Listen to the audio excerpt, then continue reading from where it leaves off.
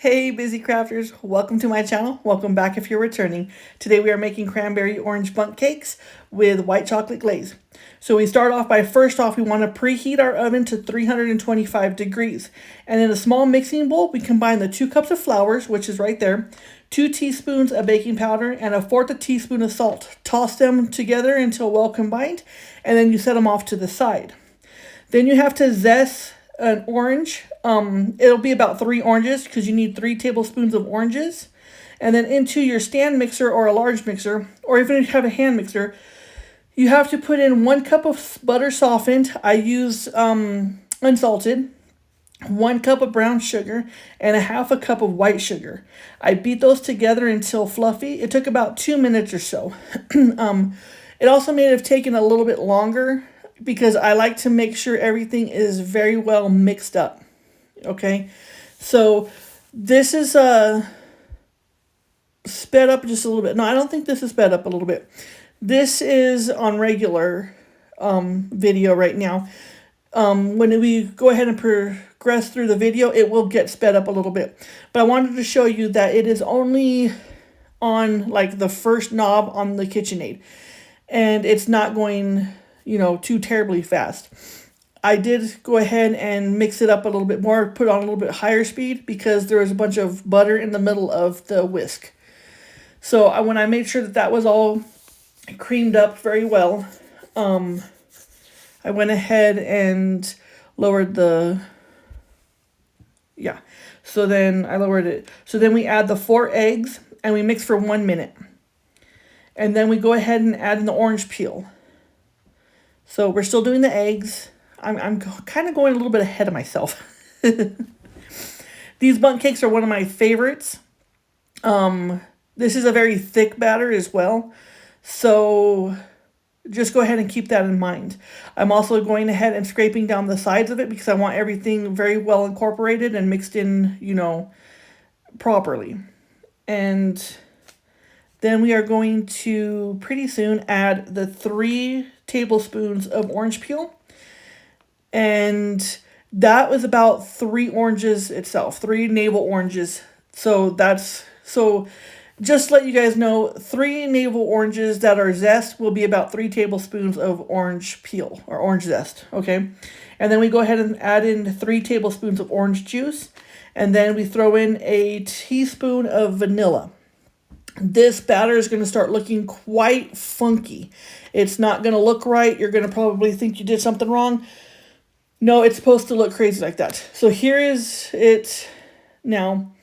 This is, it slowed down a bit. So I go ahead and I just dump in the mixture, the flour mixture. I just go ahead and dump it in, like, I think that's 1/3 cup at a time. Just because I don't want, when it's going really fast and stuff like that and you just dump it in there, it goes everywhere.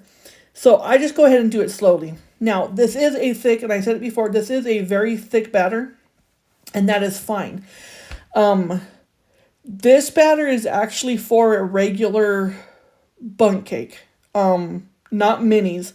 I learned the hard way when I did the cooking time of 55 minutes, and the miniature bundt cakes came out burnt and charred.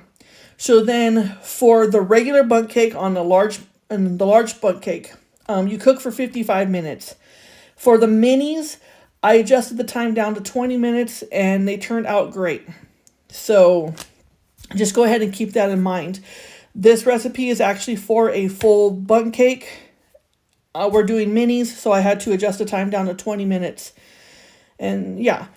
So now what we're doing is we're just scraping the sides again because I like everything very well incorporated and very mixed. So now that the sides are scraped down, we just go ahead and do that. So then we're going to add, of course, the flour mixture. Okay, so then we add 1 cup of white chocolate chips and 1.5 cups of fresh or frozen cranberries. Okay, so then this batter starts to look extremely beautiful. Like, this is one of my favorite bundt cakes. I do have a rum bundt cake that people are willing to pay for. So I have to get on that pretty soon as well. So now that we're going ahead and scraping down the sides and making sure that everything is incorporated, we're going to, I spread it up a little bit because I wanted to make sure everything is incorporated. So now we're going to go ahead and take it off. Now I use Baker's Joy. That is the butter with the spray butter with the flour in it. And these bundt cakes can stick. This batter is extremely sticky, so go ahead and overuse this spray.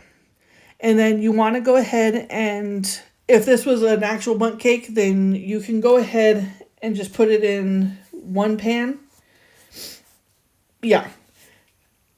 But because we're doing minis, you see that the little nose thing or the little spike in the middle is being shown. This batter this time, it came out extremely moist. So the end product looked like, it was crazy. There was chunks taken out of it because it was in fact extremely moist. So now to make the white chocolate, we just take 3 of the tablespoons, the remaining 3, because it's equal of 6 tablespoons. We take that, put it in a pan, and the remaining white chocolate, after we take out the 1.5 cups or the 1 cup of chocolate chips, the rest of it in that bag, that 12-ounce bag, goes into that pan, and we just go ahead and melt it down and make sure it's smooth. And so now we're going to go ahead and do that. There's nothing else added to this, just the orange juice, which was freshly squeezed from the oranges that I zested, and then the remaining white chocolate from the 12-ounce bag. After the 1 cup of chocolate chips, the white chocolate chips were put into the batter. Again, you bake this at 325 degrees, 55 minutes for the full-size bundt cake, or 325 degrees for 20 minutes for the miniatures.